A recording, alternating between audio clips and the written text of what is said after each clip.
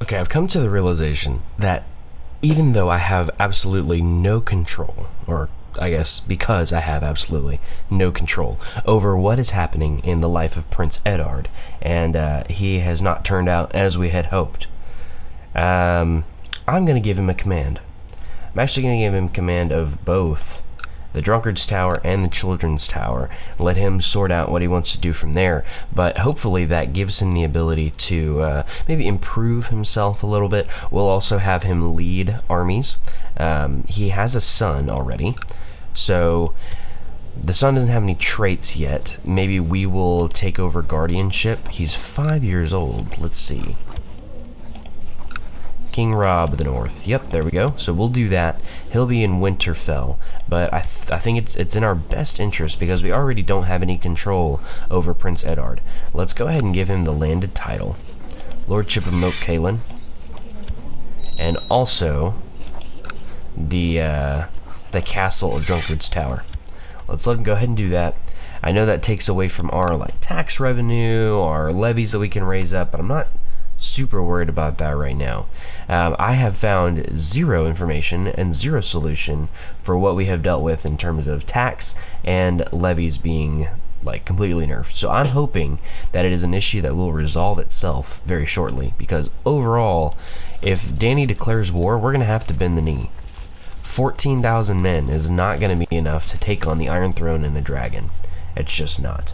So I don't know what caused it. I can't find any information. So it's time, as we make Prince Eddard a commander, it's time for us to do our best to prepare for war, the eventuality of war, and what we know we'll have to face in Daenerys Targaryen.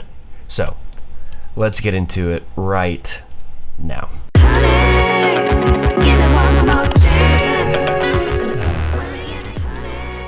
Nice. The Archmaester is blind. He's blinded for being a tyrant, and he has a lisp. So I always find it interesting how these maesters end up where they're at, because to be a tyrant, you have to be in a ruler position. So he had to have some ruler at some point. He had to be some person. So that's interesting. I don't know exactly what that means or what that does, but yeah. So winter is coming, and it's kind of a good segue as we're preparing for all of these for what we have going on. Let's see, Dany declared a war against this guy, so there's that. But as we prepare for everything that we have going on, I think it's important for us to maybe examine the life of Robb Stark, and I'm not necessarily talking about just confined to this series itself. I think, whenever I set out to play this series, or whenever I start out to play as the character of the young wolf, part of it was compassion for Robb. Robb is one of those tragic characters because he had so much potential, and I think he becomes so connected to Ned in the series that you sort of transplant some of that care and some of that love for the character onto Robb himself whenever it comes down to it. And look, it looks like we're getting a little bit of a opinion boost for being a person that strives for peaceful resolutions. So interesting. Liege mediation. So I say all this to say, Robb is one of those characters where you want him to have a good ending. He's a guy that you hope someday would have a kind of a resolution to his story, and he just doesn't in the series. He just dies, and he's on the verge of winning the war. He's kind of turned the tides, so to speak. He has so much potential if his bannermen and also the Lannisters had not banded together in order to overthrow him and in order to kill him. Dishonorable aside, all that stuff aside, it makes you want to do something to give a shot, a different ending to Robb's story. It makes you want to do what you can, and that's what's so awesome about this game, and that's what I love so much about CK2 and the Game of Thrones mod in particular, is that you have this ability to take a character from a specific point in their life and then play forward, and nothing that happens in the series, unless it's scripted by the game, happens in your playthrough. And you have the complete autonomy, you have the complete ability to take a character like Robb, who dies such a tragic death so young, and make him into a 42-year-old king of the North who's ruled the North, the unified North, as an independent realm for over 20 years. I mean, it just, there's such a, there's such a different quality to this game than there is for stuff like the Telltale series, which has a great storyline and which has, twists and turns in the same manner that Game of Thrones does. And then you also have mods for games like Skyrim and those games that are first person, and the limitation with those games is that it's so focused on one person, it's so focused on one aspect, that you don't really have the opportunity to have a lot of the intrigue and a lot of the dynamic characterization that you do, like through CK2, where you can check on any character at any time. You have to deal with a host of courtiers, your heir, your children, your wife, your vassals. All of those characters are so influential in the game, and a game like Skyrim is limited by that, and it has epic first-person fighting scenes and the skill tree that is dynamic for characterization individually, but it doesn't really do anything for you in terms of in the overarching world of the game. Characters are static; they stay the same every time you play. The NPCs have the same goals, the same the same things happen. It's all scripted to happen the way that it does, and there may be multiple endings, there may be a different outcome, but it's all scripted. It's also very narrow, and it might branch a little bit, but it's still so very narrow compared to the scope of a game like CK2. And while CK2 has its limitations, you don't have the enormous battle scenes. You don't have the things that you can do, large scale like you can in a Total War or a Mountain Blade, where you're able to command armies and all that kind of stuff. That's not always the point of Game of Thrones. That's not always the point. It's a story of intrigue and of dynamic characterization of people who are one thing on the surface and yet are another entirely underneath the surface. To take a character like Jaime Lannister, I mean, we have this idea of who Jaime is before we even are able to take on his point of view like we do eventually in the series. Eventually we're given a look into who Jaime Lannister is from the point of view of Jaime Lannister, whereas before all we've had is what's been said about him, or the interactions he's had with the characters to whom we do know what is happening, and we don't have necessarily the complete picture as to why Jaime acts the way that he does, why Jaime does the things that he does. And one of the most beautiful story arcs in all of the series is Jaime Lannister, and the reason for that is because of Jaime's traits. And to put it in CK2 terms, it's because of his traits. It's because of his character flags. It's because of those things that CK2 has the ability to control storyline-wise, whereas a game like Mountain Blade does not. And if you think about narrow scope in terms of story, I think Mountain Blade kind of is limited in terms of story. Yes, different things can happen as the game goes, as the AI makes decisions on who to make alliances with and all that stuff, but in terms of story development, it's very narrow. It's one thing that's happening. You don't have the dynamic ability as you do with CK2. So I've been rambling. I apologize. I just this game is such a it's such an upper echelon of what it's capable of doing, And I think if, if there were some minor changes here and there, it might be able to become an even better game. But the point is that it fits this genre and this story so well, that there's no point in really branching out even further. I mean, if you were to add large-scale battles into CK2, I think it would actually detract from the main source of the game. It would distract you from what the game actually looks like. And one of the things that I like with this channel is that I can, I can zoom in on a battle and I can recreate it in a game like Mountain Blade, or I can, recreate it in a game that does offer large-scale war scenes for your entertainment. But in terms of playing the game itself, I think it does more. It's more beneficial for the game to be more limited in that regard, so that it can be more incredible in the realm of intrigue, politicalizations, being able to plot, and being able to overthrow, and being able to have these dynamic characters who do change and adapt and mold as their life goes. I mean, look at this. This is one trait that I can use as just a complete and total. Robb Stark is a liberator. Can you imagine?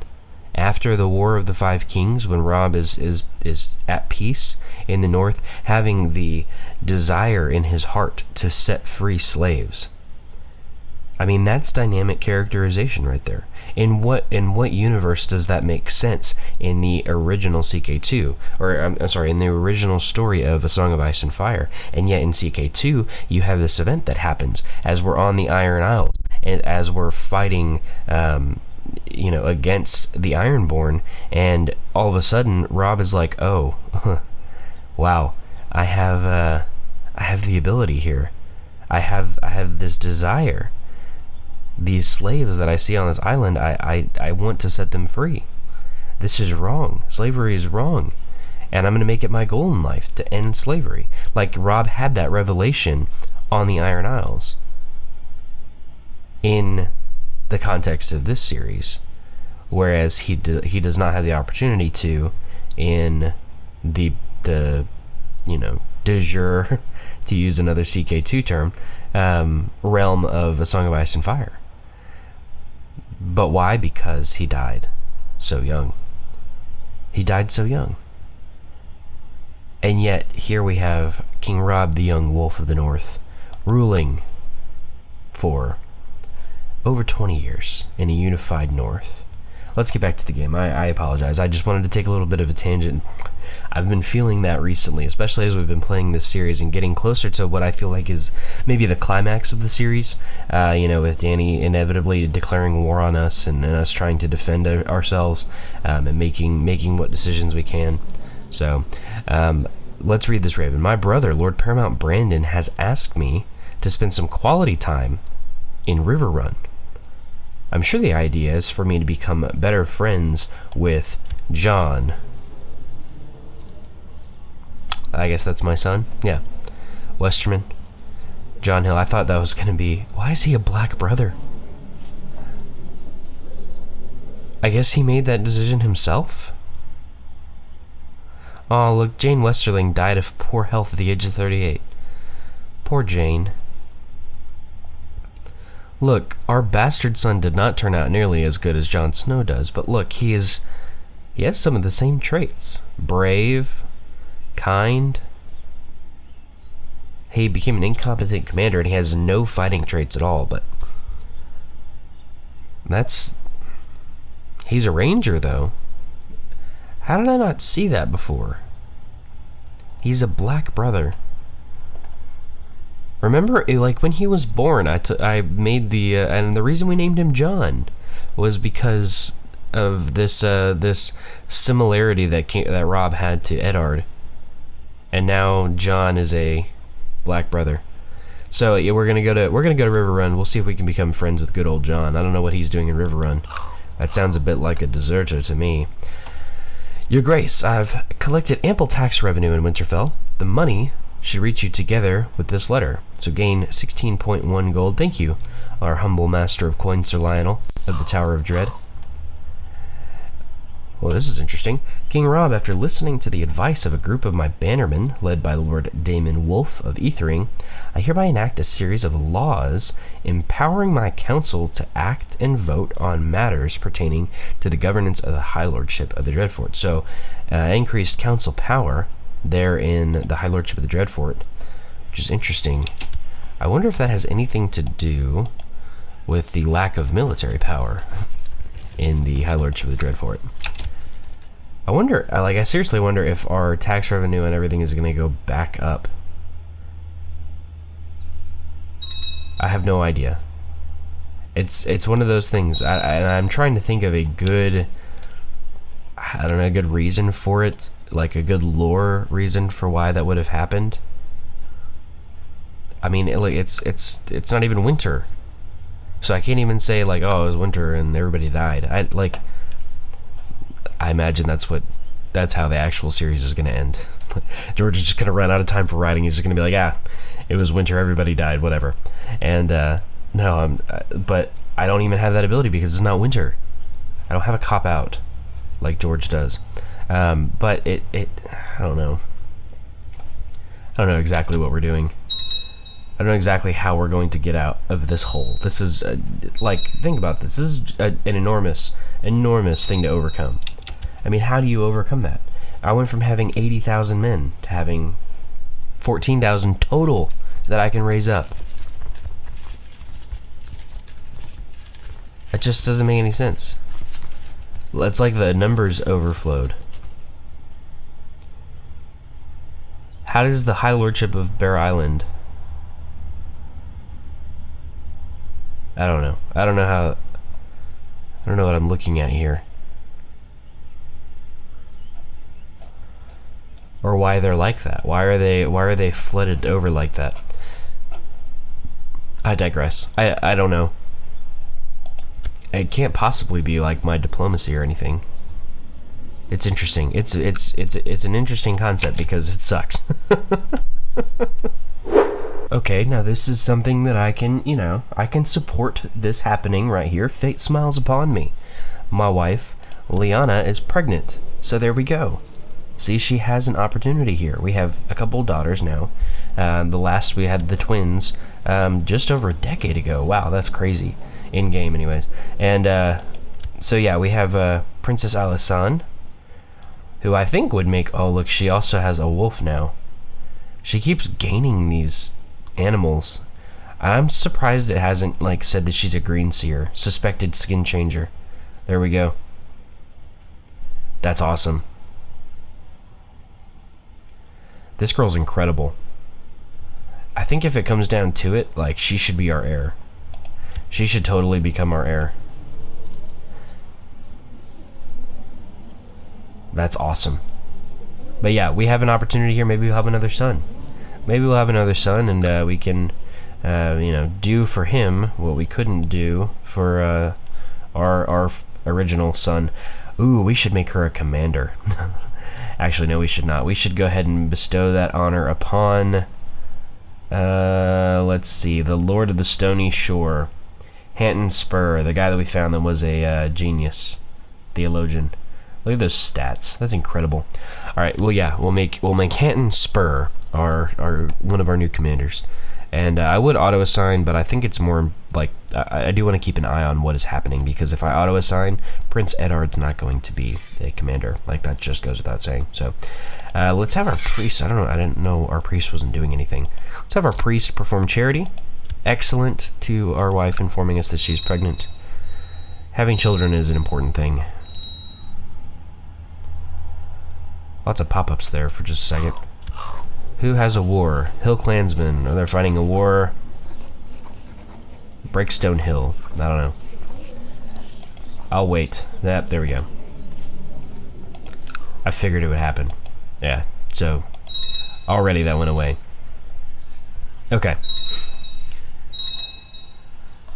Uh-oh, the Reach. The Reach comes back into the fold, apparently. House Norcross is now ruling over the Reach. Never seen that house before in my life. I guess that's a new one. So, they accept Princess Daenerys' peace office. offer, and yeah, it's going to be interesting because now the Reach is fairly unified. The Iron Throne has quite the unification going on. It makes me a little bit worried, to be honest with you. Okay, like, not to get anybody's hopes up, but I just had a pop-up like a few days before this. I decided not to record it because it didn't seem that important, but he got Poor Fighter from me, and immediately, already like a couple days later, Your Grace, I've been instructing young Cregan in the ways of sword and lance as requested. I am pleased to say he appears to be a natural. His martial prowess has improved greatly over recent weeks. Your humble master of arms, Lord Howland of the Neck. So, Cregan shall make a fine warrior who's already a trained fighter, which is interesting at the age of 6 to have a trained fighter. But remember, like I said, I don't want to get your hopes up because the same exact thing happened with Eddard. Everything seemed great, plus he was strong, which Cregan is not. So don't get your hopes up. It just could happen. What? Hold on. What? King Robb of the North, your Hand of the King, Lord Paramount Brandon of the Trident, was killed by armed thugs when investigating a rumor about a plot in Winterfell. Wow. Poor Bran, man. Bran ended up really good in this series. Typically, he does not.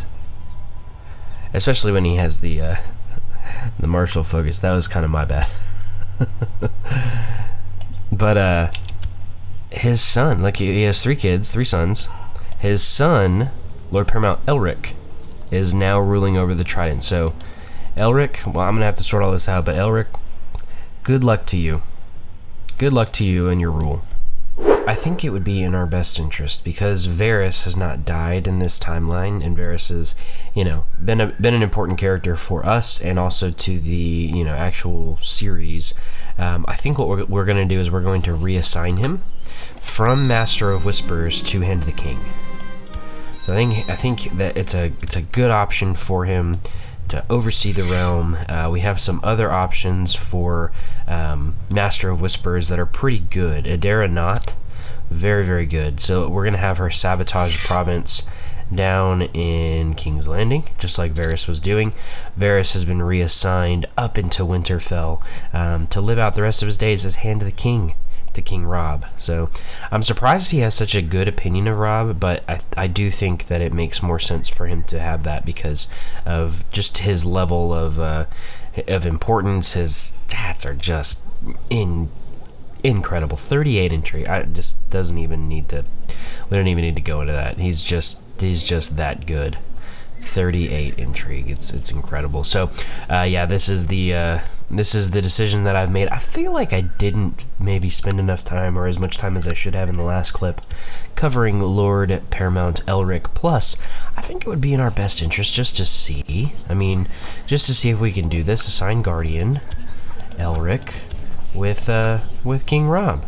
Yeah, why wouldn't we do that? Let's educate our nephew, our brother's son, with us in the north. I mean, let's see if we can make him into something great. He's conscientious, which is great. That's a great trait. Diligent, honorable, temperate. All of those are great traits. So, and plus he's taking the duty focus, which we probably would have chosen for him outside of the struggle focus.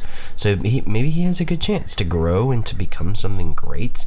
He has a regency already, so his regent from House Deddings has a really high diplomacy. So I mean, things are okay, I think, and ultimately, when it comes down to it, whenever we have a little bit of control over our Lord Paramounts, we should take it. Like, we have the opportunity to make Elric Stark into a great ruler.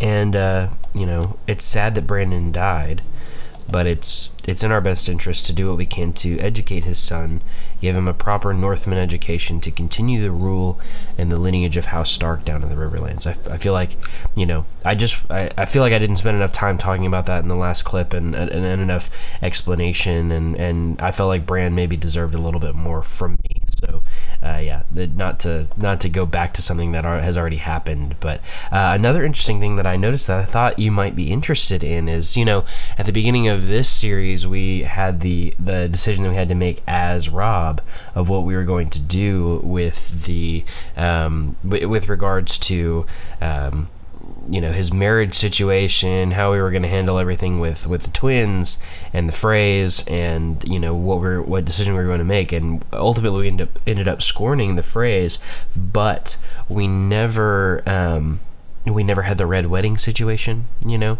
and so I never felt the need to take like blood revenge like I usually do playing as House Stark after the Red Wedding. But the twins are actually ruled by House Grafton, and they own the High Lordship too, and there is not a single Frey in power. The Freylands are ruled by House Hay, and it's just awesome to see. It really is. The Blue Fork is still owned by House Stark, along with the Lordship of Branstone, so he actually owns 3 counties, which I don't think he should, and maybe getting him away from his regent will help. His regent may take some of those. Now that I look at it, now that I think about it, his regent does not like Elric. Foreigners, zealous, religious differences, yeah. So maybe if something happens and he takes a title, maybe we have the opportunity to arrest him. I don't know. It may make sense for us to do that in game. I'm just saying, good. We want as much control as we possibly can in regards to, you know, helping out our nephew, helping out our lineage. There's a little bit of a lag spike there. What's up with that? A little bit of lag. There's no way we're getting to the point in this series where there's too many courtiers and stuff. This series is nowhere near where we were with House Bear. 48 courtiers, of course. Even with blunt blades, a training fight is dangerous. Sometimes a sword might strike just a bit too hard. That's enough fighting for this week. Oh, we gained the trait Wounded. Yikes. Look, Randall Tarley.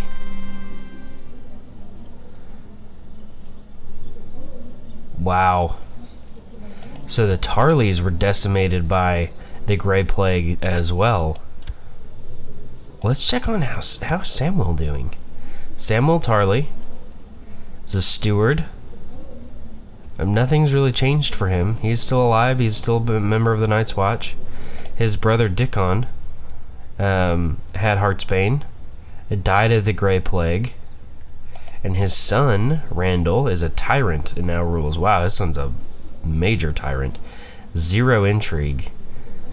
Not a great character.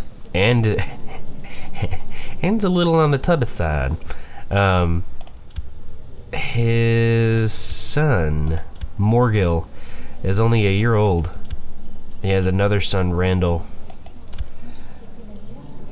It's always interesting when characters name their children. Yeah, I know he's named after his grandfather, but when children name their sons after themselves, it's a little strange. Well, look, we have a son as well. A son was born to King Robb, the Young Wolf, and Queen Lyanna of the North.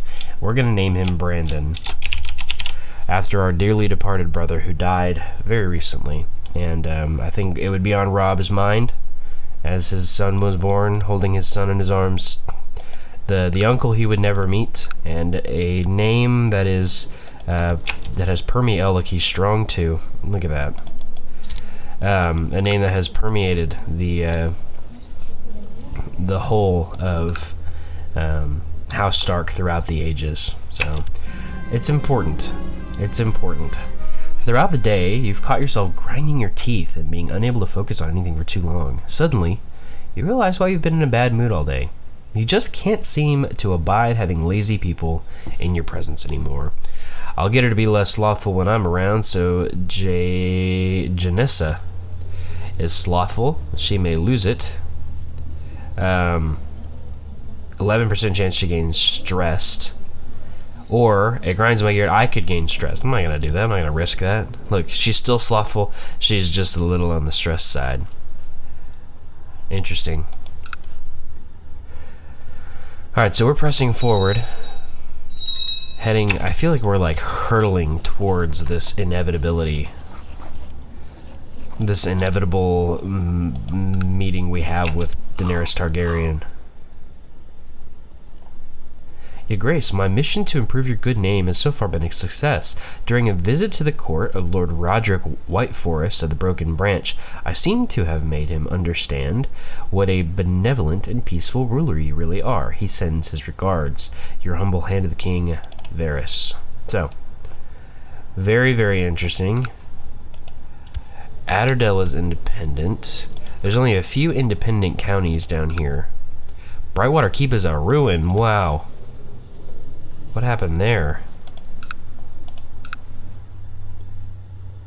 Ruined province. That hasn't always been a ruined, has it? I'm not just imagining something. That had to have been a Dany thing.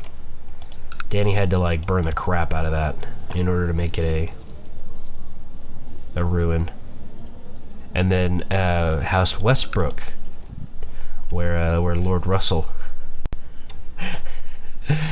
Sorry, that's a basketball joke. Where they rule independently down in the Reach. So we'll see what happens with that. Adderdale is another one. Outside of that, it looks like, look, Lemonwood got the crap burned out of them too. That's insane. There's 2 new ruins down in the south because of Dany. But it looks like the South is unified enough that Dany may just make her plunge to take the North in the very near future. I don't know that that's gonna bode well for us. Maybe worth it for. And look, we haven't really recovered at all. Look, we've actually gotten less tax revenue. Our levies are not recovering. Our Master Coin, we're gonna make it this guy, Skagarin Magnar. He's quick and ambitious. Pretty decent stats. Let's see if we can't change things up here. Got a little bit of tax revenue back. What level of education would we like to purchase for our daughter Arya Stark? Well, let's see what focus we can give her. Intrigue or stewardship. We're gonna take the stewardship focus. We got a little bit of gold, and it's only 40 for her to educate, or for her to be educated well. What about Sansa? What are you gonna be good at? Oh, look at that. Martial education for sure. It's a little weird to say that, but there we go. 64 gold. We'll take it. We've stashed quite a bit of gold in preparation for this war. Under my under my guidance, your young bannerman Elric is slowly mastering the art of swordsmanship. Let's see if we can force him to train. Cannot. I wonder why that is. I guess because he's not our son, but they haven't taken any lordships from him yet. His regent hasn't. So he's also gained haughty since he's been under our guardianship. So that's interesting.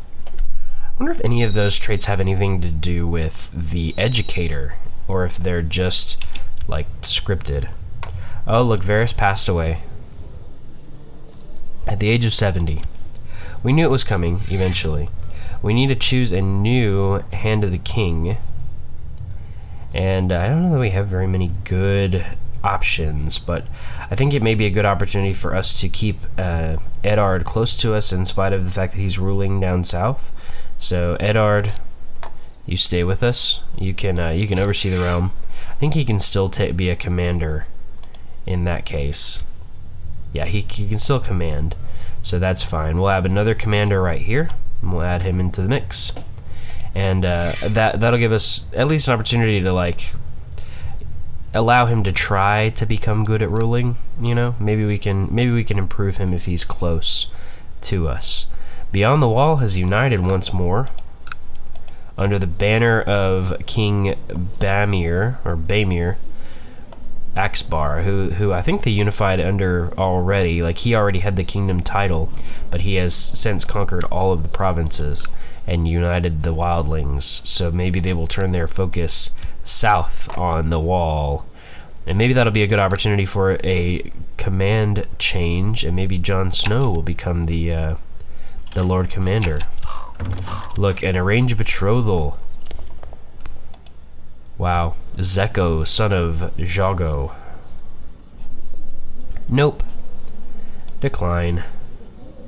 I've managed to sow distrust between Commander Bennett of the Dragon Gate and his liege, Queen Daenerys. I hope this pleases you. Your humble master of law is Lord Hanton of Stony Shore. So the guy that we raised to nobility and have and gave the lordship of the Stony Shore. He's doing quite well down in King's Landing. Good for him. Good for him. Okay, so we continue to prepare for what we know is on the horizon. I don't know what we'll do. We don't have the men to fight, but we're gonna try. We're gonna try. Oh, look, sabotaged King's Landing. Let's take a look at it before I end this clip. Incited unrest, so she might be dealing with some revolts, and she's still leading troops. Why is she still leading troops? She's not in war at all. Look, her, wow. A House Martell might take the Iron Throne if she dies. Her current heir is the Prince of Dorne. Are we able to see what laws they have? We are not. Huh. Interesting. I digress. I just wanted to look and see if maybe she had changed to like elective secession or something similar. What's going on over here? Theon has lost control of the majority of the Iron Isles. That's hilarious. Most of them are like independent high lordships. Wow. And we can't force vassalize them. That's awesome. That's insane. Look, we have an opportunity here that we may want to take advantage of. We have a son of Prince Doran, so the brother of the current Prince of Dorne, as far as I can tell. Maybe not. Interesting. I have no idea where he comes into the line, but a son of the Prince Doran, Prince Moors, they want to betroth, him to Arya. So let's go ahead and do that. We'll accept that betrothal. And then what we'll do is we'll turn around. Let's see if we can form an alliance. No? He doesn't like us, and there's political concerns. So maybe we can, I don't know. I hate sending Arya down there under the knowledge that, she might be used as a hostage. Same interests. That's weird. But he is the current heir to the Iron Throne. So, but he's independent right now. You see that? He's independent because they're in Mega War. That's what it is. Because Dany had declared a blood feud on Theon, which is weird. So, yeah. Anyways, that's kind of the point that I'm at right now. I don't know exactly how to go about fixing all of that, but, Oh, look, a melee in the Dreadfort. We shall not attend. We're getting old, man. We're getting old, and I don't know that we want to. I don't know that we want to risk just like the one wrong thing happening, and we take a blow to the head. It just ruins this whole series. So it's not worth it for the glory. Not worth it. I think if we were younger, maybe, and in peacetime, maybe we would go about doing it. But no, I don't think so. I don't think so. Look at that lag. Look how far we're lagging. I don't know why we're lagging that much. It's insane. There we go. The old wound is finally healed. We're scarred now. Gain a little bit of prestige per month. During his visit to my court, the Justiciar of Stony Shore, Lord Rorge of Blackpool, has really convinced me of what a benevolent and peaceful ruler his liege, Lord Hanton of Stony Shore is. So good. We like Lord Hanton. We created his house, so we feel a new appreciation for him. Very good. Improved relations. We have a commander title that we can dish out. Let's give it to Lord Roderick, Lord of the Barrowlands. We also have a advisor position. Who died? Oh, the Small John died. That's sad. Yoren Umber is, you know, pales in comparison. But look, Barth Flint is a formidable fighter. The Lord of Flint's Finger. How have I not noticed that before? Look, this guy from House Manderley is a tyrant and a lunatic. I know. Like at the age of 6, we knew he was a lunatic, but I think he's developed into a pretty terrible character. We'll do House Karstark. Will be one of our advisors. That'll be fine. That'll be just fine. You know, I really wanted this episode to end with Danny declaring war on us, because I really did think that it was going to happen. I don't think that it will. Part of me is kind of glad because of the position that we're in. Our levies are not raising or going up at all. Like, our max levy right now is 225. Our fort level, like, it removed Winterfell and like large winter whatever. This is a total bug, man. Our fort level's 3 in Winterfell right now. Yeah, so I'm kind of glad she hasn't declared war on us. Kind of glad. If anybody knows a solution to that, please, for the love of the old gods, leave a comment down below, because I'm just so confused, and I don't know what to do about it. Because I don't know. I don't want to like get hosed. I wanted to fight to the very end, the bitter end with Danny. But yeah, it's I don't know. That's gonna work. I don't know.